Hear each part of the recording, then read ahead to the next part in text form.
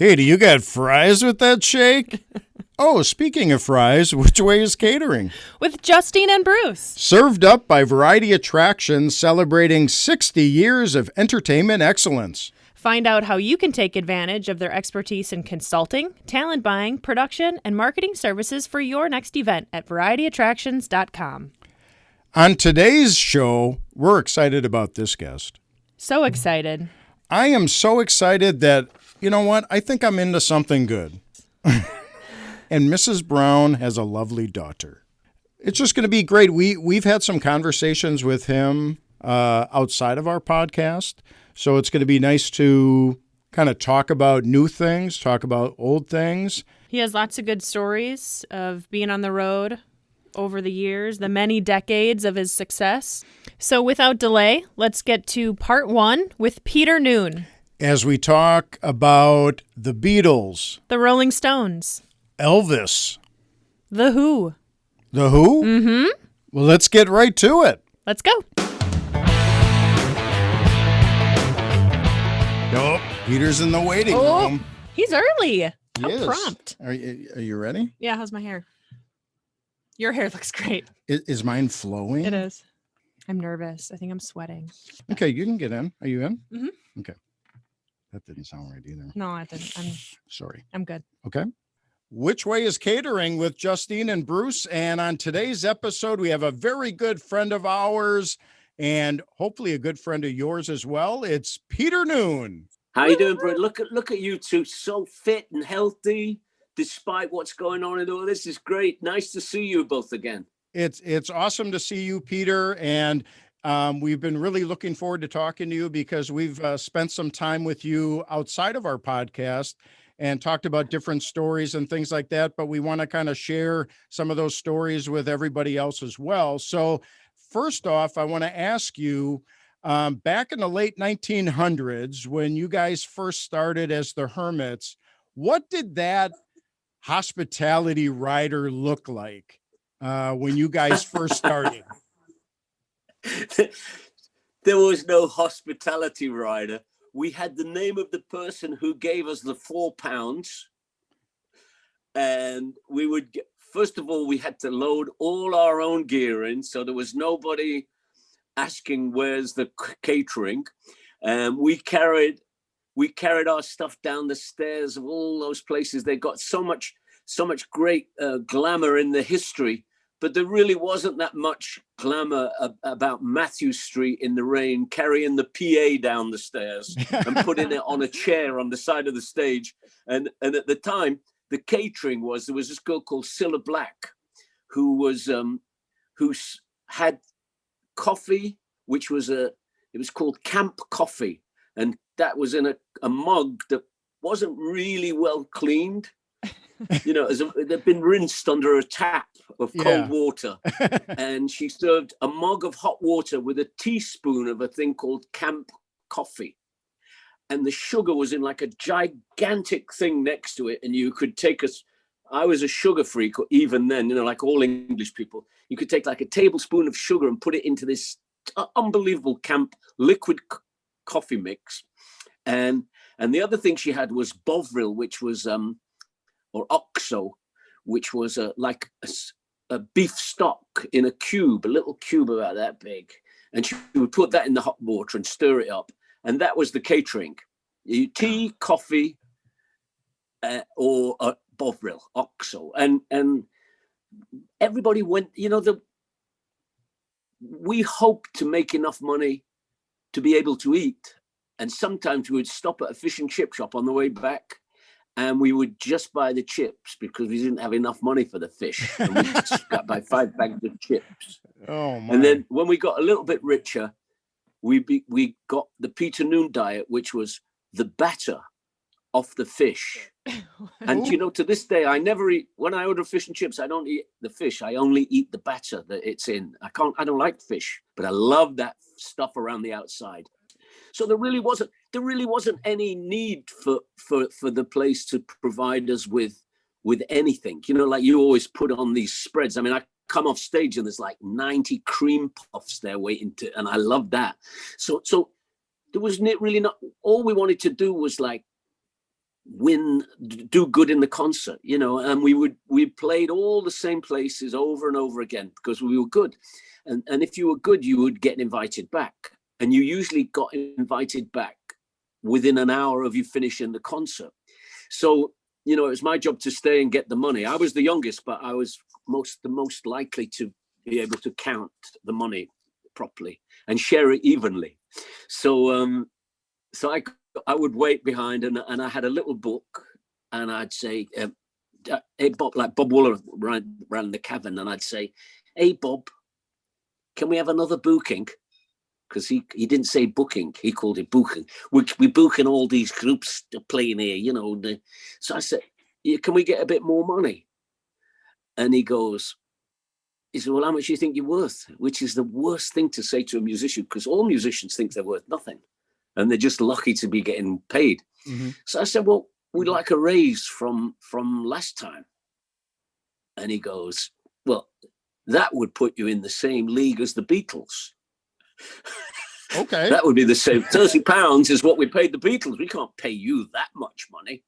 And I would say, oh, yeah. Okay, well, what have you got? And he'd say, well, we'll give you £22. So did you... that was the raise. So speaking of the Beatles, did your paths cross during that time at all? Often, many times. I mean, it's when I think about it, you know, all the times I met the Beatles, like I met John Lennon, you know, I met them hundreds of times, so you can't specifically name them, but one, you know, I can't bring them all out, but I've met them loads of times. And then one time I was kind of already famous. You know, I'd had a record in the charts and everything. And I go to a place called the Ad Lib Club in London. And it was behind Leicester Square. For people who know London, it was behind Leicester Square. And it was in a little street. And you got in a lift to go to this really posh, kind of Playboy-esque kind of club. It wasn't really a rock and roll club, even though they had fantastic music. Because at the time, there was this crossover between all the rich lords and ladies who went out nightclubbing. Could I get a glass of champagne? And all these yobbo English musicians who'd suddenly become popular and were being allowed into these nightclubs because even rich girls liked pop stars.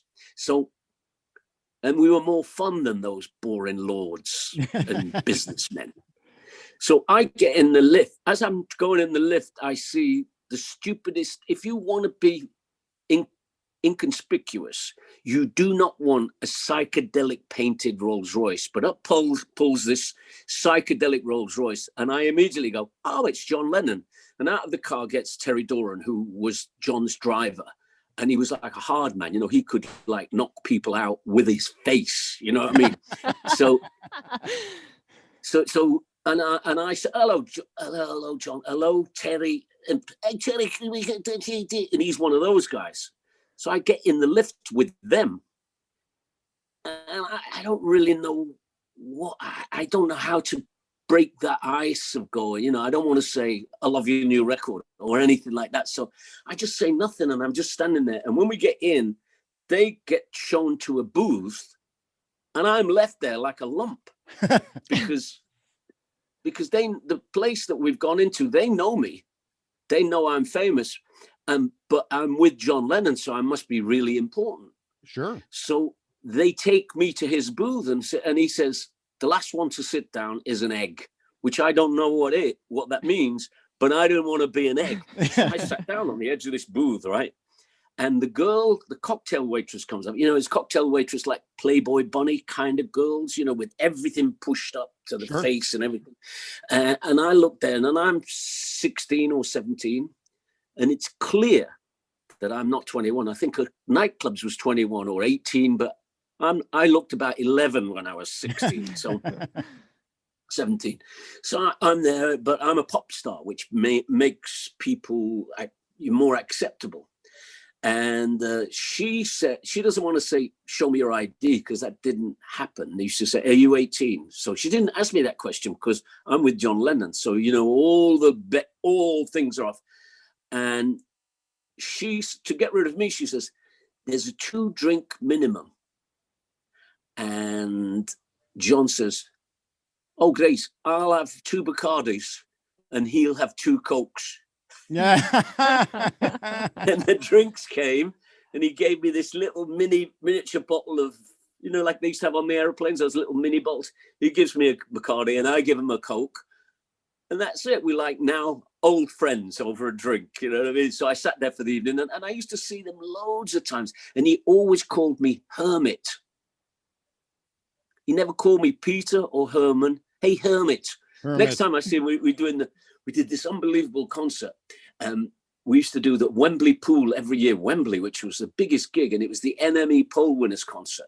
And every year, Hermits were voted into this top 10 groups. So it would be the Beatles, the Stones, and it was Oz and the Yardbirds and the Kinks and Cliff Richards and the Shadows, and there was all these people on the same bill. So I'm not going to say, compared to the Beatles and the Stones, the Hermits were pretty dull. So whenever we got to a gig, I would always go and hang out with the other guys in other bands. I would not be in the dressing room with the Hermits. I'd be in the dressing room with the Stones, like hanging out with Brian Jones, or so this time I'm hanging out with John Lennon, and we're standing in this tunnel that, like if it was a football game, you run up this tunnel onto the pitch, and it's Wembley Pool, and I'm standing in this tunnel. I'm chatting away, yeah, we just came back from America, and we rented the same house as you, we got that Cary, because we rented the same house as the Beatles in Hollywood. It was Cary Grant had this house, and yeah, we rented the same place. And he looks at me and he goes, "Hey, Hermit, isn't this one of your songs?" And the Hermits are on stage and they're playing the introduction. And it's great because there's a video of me coming out of this tunnel like a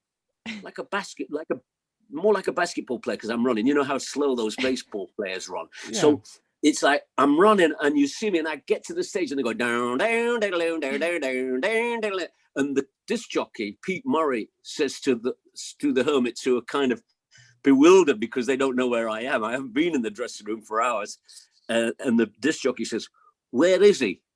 Where is he?" And you come running see out. Me join them.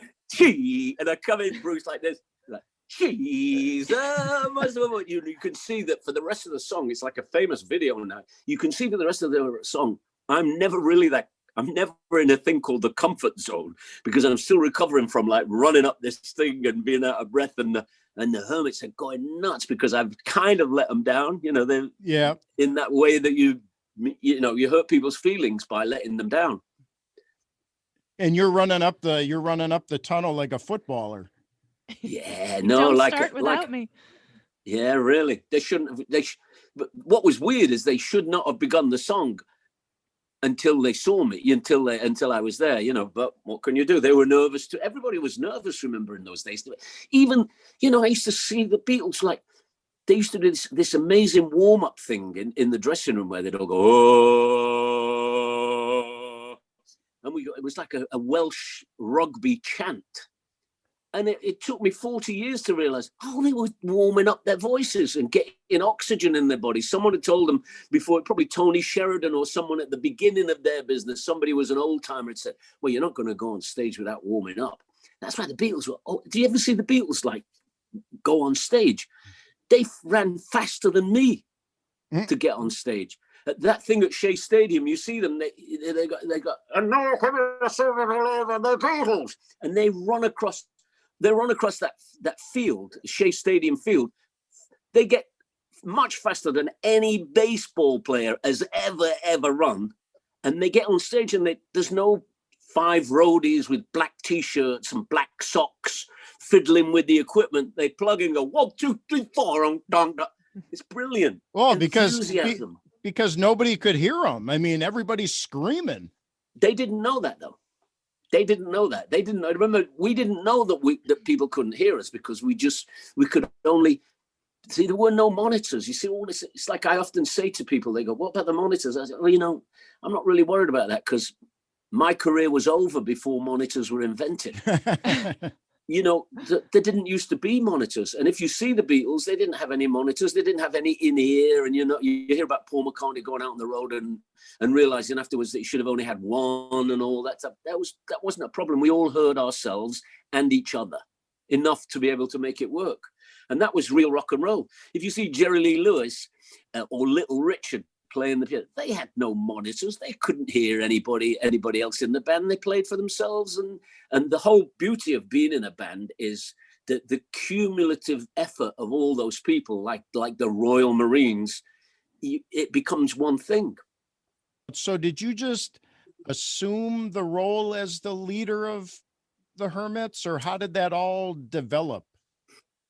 It's a good question, because nobody ever really knows how it develops. But because I was the youngest person in the band, given the most responsibility as the lead singer, you become the spokesman for other people. Mm-hmm. They ask me a question and I answer it in the we form, like the king. And on television, the cameraman stays on the lead singer while he's singing the lead and goes on the guitar player during the guitar solo. And the other people are just like, it's just the way it is. Nobody designed it. It was before MTV. So what happens is the lead singer, Jagger, becomes the leader and the spokesman. And with that, in my case, what happened was Mickey Most, who was the record producer, and I were more than friends. You know, we had this, like the first time, it's hard to explain how this unique thing. So the first time I met him, I went to his house. He was living at his father-in-law's house in Wembley, near Wembley, where I went with the Beatles. And it was a little house, and we're talking about the songs that we like. And he gets out a guitar, and him and his wife was called Christine, and they sang together Devoted to You, the Everly Brothers. I'll never hurt you, I'll never lie, I'll never be untrue, I'll never give you reason to lie. And you know, for me, I'd always thought that music had to have more than depth. They sang that song and they meant it. They meant that they were devoted to each other. They didn't play the song to impress me. They played the song to each other. And I found out later that they'd been in South Africa for a long time as a double act, you know, Mick and Chrissy, and they would play and they would do those songs. But when he got that guitar out and looked at it and sang it, I go, this guy knows. He knows more. It's like Stanislavski. Yes, I don't know if that means anything to you, but Stanislavski, the method acting and all that stuff is this chap, Stanislavski. And I go, well, here you go. He's got into this song and he knows it. And I would say, Mickey, how do you get, you know, that reverb on Walk Right Back? You know, how'd you get that sound? He go, oh yeah, he knew the records. Mm-hmm. He knew all the records that I knew. So we instantly, it was simple. There was never anything. And he became my best friend, and he was the best man at my wedding, and he's my daughter's godfather. And we became this thing. That didn't mean that we ganged up on the other people. What happened was that I'm now the lead singer and I'm getting all the press to the point where Hermits signed a record deal in America for $1 million advance. And we don't get all the $1 million that week. It's just the paper. We're going to be paid over the next 30 years. They're going to give us $1 million. The newspaper says, Herman, the luckiest millionaire, right? Now I've got the $1 million. And my mum and dad believe it. And want to help me spend it. Yeah. But it didn't look good because probably Carl Green's mum would say, where's your share? Well, Mum, it's not really, he didn't really get a mum and dad. He didn't really get $1 million. He got a deal, and we all get equal shares of it. But you know, that's so. What happens is now I didn't live with my mum and dad. What happened? The beginning of the band is sort of responsible for the way we behaved. So when Hermits made it, my parents had moved to Liverpool, but the band was in Manchester. My parents moved to Liverpool. They were originally from there anyway, and they moved back there. My sister lived there. Everybody lived there. So I moved in with my grandmother because that was easier for the band because we were working 5 nights a week anyway. We were really popular. not for big money, but we made, we had a fan following, which is how you get a record deal then. So I lived with my grandmother, but the minute it was a great place. I don't know if you've ever lived with your grandmother, but if you did, she is completely deaf and goes to bed at 9 o'clock. So you can sneak girls in at any time of the night. You can play. You can have a drummer in the living room playing as loud as he can go. You could have John Bonham playing drums in the kitchen and show. So it was this perfect situation. But then what happened? We made it, and I needed all the TV shows, all the radio, the BBC. In those days, probably still the same now. Everything was in London, like everything in France is in Paris. Everything was in London. All the newspapers were there, all the TV, all the radio station was in London. So I went to London. I got a little flat. It was in the same little place. George Harrison lived down the street. It was all nice, kind of. It's this little flat, and it's above a garage. And now I'm in London. And one morning, Mickey, I had a phone, the old rotary phone, and mornings didn't really exist for me, because if you don't have a plan, you don't get up in the morning. So it's morning and the phone rings and he goes, Pete, yeah, what's up? Sam Cooke's been killed. Oh, no. He said, we're going to do a tribute. Get over here as quickly as possible. Eric Burden, me and Eric were both sort of, Eric Burden and the Animals and Herman's Hermits were sort of in the same package. So Eric's over here and he's done, bring it on home to me. So I'm on the way over there, and it's a taxi ride, it's 10 minutes, Kingsway Studio. Everything was in Kingsway Studio, and Eric's already got bring it on home to me. Now we're up to the bit where big Chaz Chandler is going, yeah. Ooh, it's horrible. Nothing like Lou Rawls, you know what I mean? It's awful. And I'm going, ooh. And I said, hey, Mickey, what shall I do? Can I do Cupid? He goes, Cupid? What do you mean Cupid? Because I can make that noise, like, I can make that noise with my mouth. We don't need to get any, this is kind of nonsense. I can make the noise with my mouth. He says, we're not doing that. He said, listen to this. Don't know much about history. Who does that sound like? Don't know much about biology. Who's that sounding like? Get in there and you're doing Wonderful World. Because it's your song. Because you don't know anything about history. Oh, okay. So I go, oh, okay. And I go in there and there's Jimmy Page. It isn't Leck and it isn't Barry.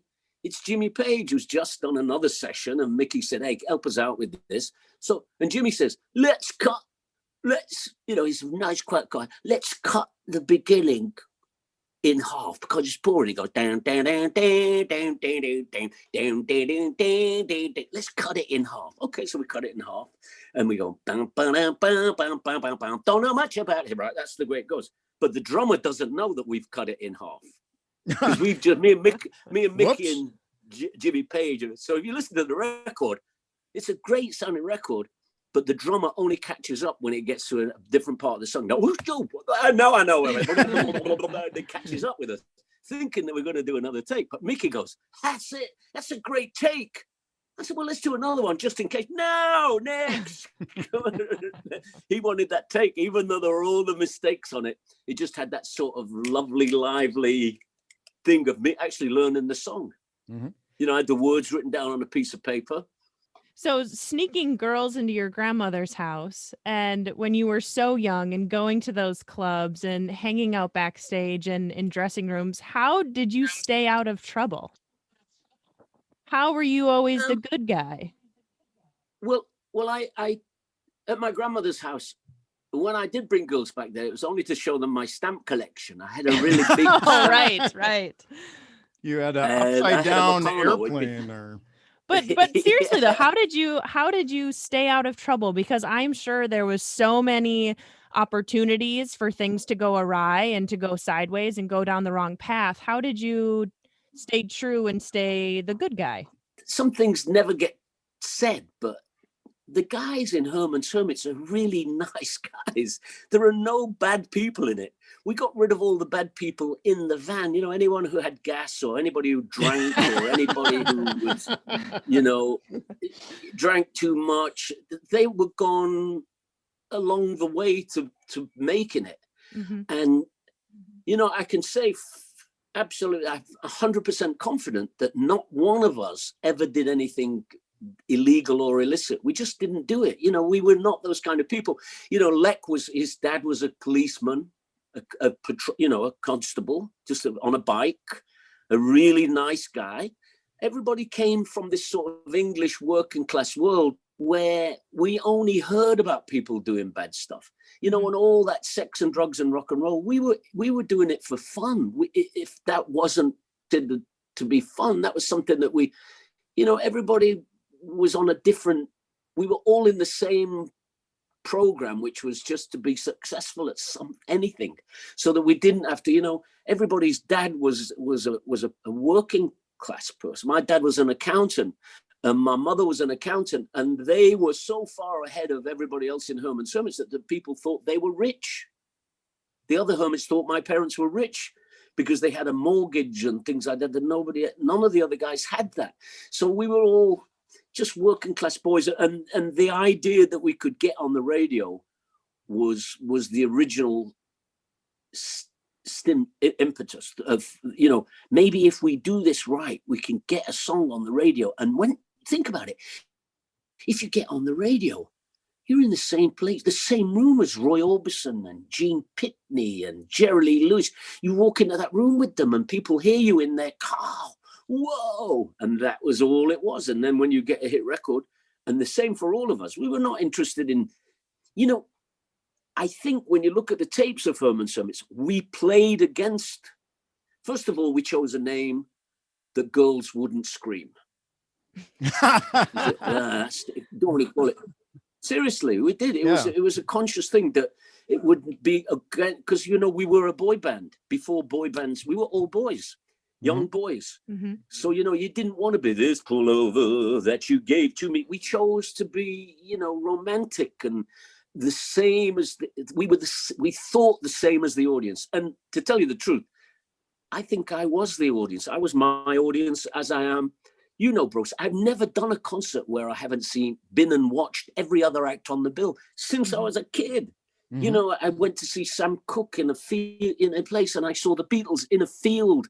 And whenever I do a concert, even today, I always go and see the other band when they're on. Yes, you do. Always, because, you know, I recommend it to anybody who's in a band, or anybody who wants to be in the music business. Go and watch all the other. You may learn nothing what to do, but you learn lots of stuff not to do by watching other bands. Oh, they were so rude to their audience. And, you know, I saw a band once, they were huge.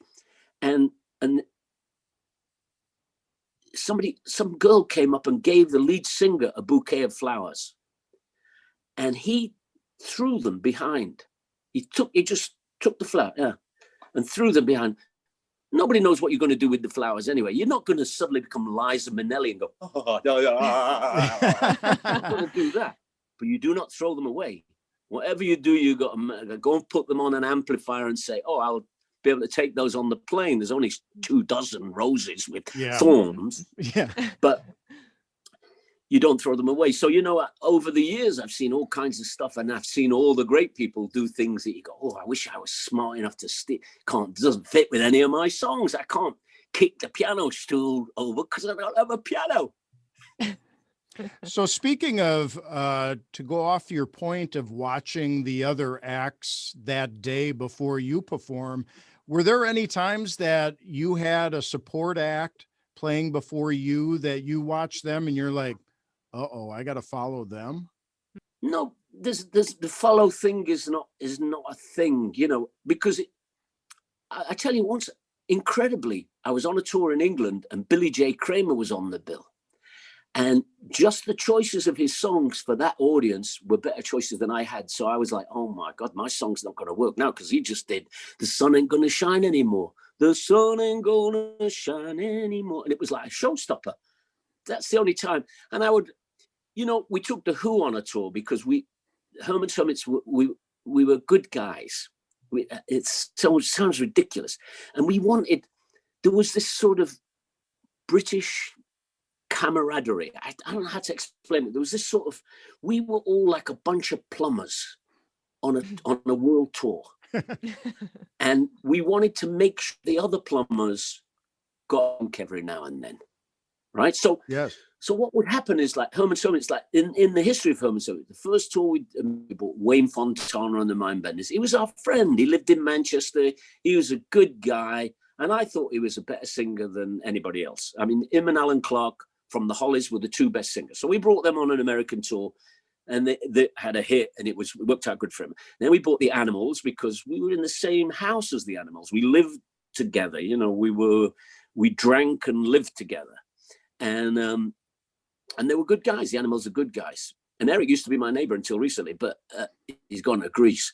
And then we brought the Animals, and it was a big success for them. And they broke it, and then they broke up. But then we brought the Hollies because they were our friends from Manchester. See the link here that they're all our friends that we bring in them so they can play. Because you could say to the label, you know, it was hard for British bands to break in America. A lot of good ones didn't. All those did.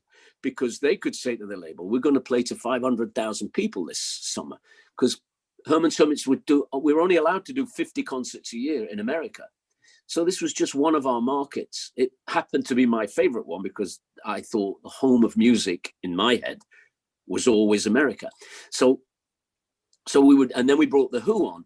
And at the time, the Who were like a top 40 act. People don't realize that during the tour, they realized that they weren't going to be that good at the top 40 because Herman Hermits come on after us and they've got 11 hits. We're doing Pictures of Lily and Happy Jack and Substitute, and no one knows Substitute. So they became more and more heavy during that tour. Mm-hmm. So we helped them break it. At the end of the tour, they went and did that major outdoor show. And, you know, and during that tour, we never saw Pete Townsend. He didn't show up for any of the birthday parties or the melee because he was always in his room writing Tommy.